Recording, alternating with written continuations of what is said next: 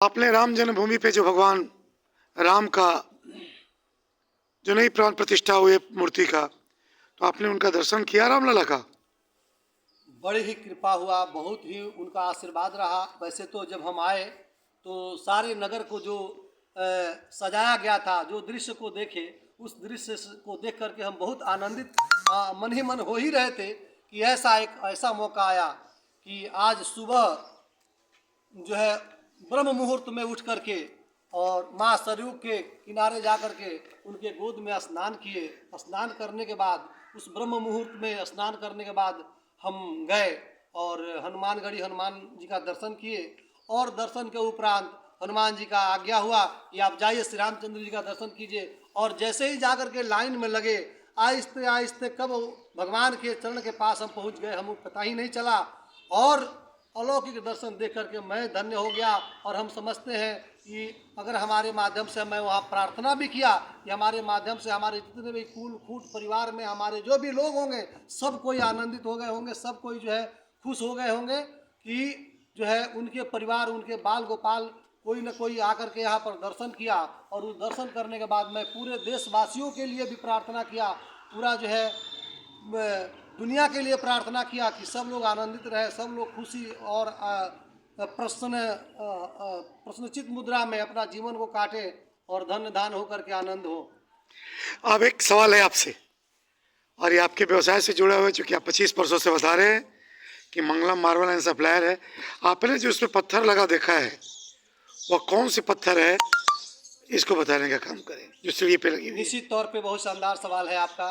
मैं अपने जो है जीवन में, अपने होश काल से जब मैं व्यवसायिक बना, तब से मैं मार्बल का ही धंधा स्टार्ट किया।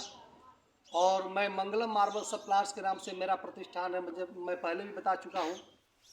और मैं तो बहुत सारा जो है मार्बल का काम किया हूँ, यहाँ से लेकर राजस्थान तक, बहुत डीप तक हमको जानकारी रहा है। जितना में भी जो मैं काम किया उसको जड़ तक और डीप में जानने का प्रयास किया।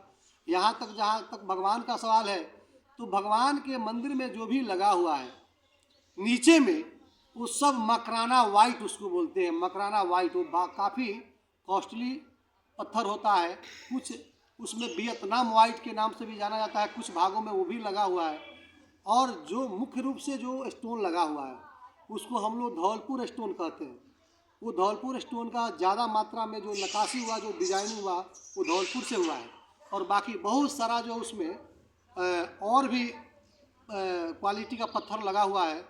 और ऐसा मैं आपको एक शब्द में कह दूँ मार साहब, यहाँ पर जो भी पत्थर लगा हुआ है, दुनिया का सबसे कॉस्टली, सबसे नमूना और सबसे अच्छा स्टोन लगा हुआ है।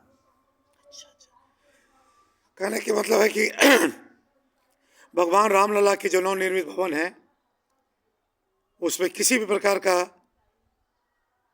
कोई कोर कसर की कोई कमी नहीं किया गया है। बिल्कुल नहीं मार साहब, बिल्कुल नहीं जी। इसे आपने बोला कि बहुत कीमती है, आप रेट बताना चाहेंगे कि मतलब? जी नहीं, भगवान के दरबार में जो लग गया उसका कोई रेट नहीं है। पत्थर का क्या? नहीं, उसका कोई मोल नहीं है, वो अनमोल पत्थर है। जहाँ जो प्रभु में लग गया वो सबसे अनमोल पत्थर। नहीं, हम ये नहीं कर रहा हूँ, उस टाइप का पत्थर कैसे वर्ग फीट आता हो? अगर बाजार में आप अगर देखेंगे जा करके, एक तो सबसे पहले कि जो उसका थिकनेस है, उस थिकनेस का पत्थर आपको मार्केट में देखने को भी नहीं मिलेगा। इसलिए वो स्पेशल चिराई होता है वहाँ फैक्ट्री में। अच्छा, वहाँ पे स्पेशल ऑर्डर देना पड़ता है उस थिकनेस का। हमारे यहाँ अप्रोक्सीमेटली मैंने 5 इंची का जो थिकनेस का आता है जो स्टोन, अगर उस क्वालिटी में हो तो आप 500 से लेकर के 1000 रुपये स्क्वायर फीट मान सकते हैं जी।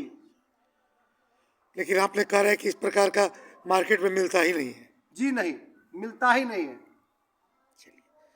चलिए, बहुत बहुत धन्यवाद जी, कमलेश जी, आपको भी आपका बहुत बहुत धन्यवाद। सारे देशवासियों को भी सादर प्रणाम।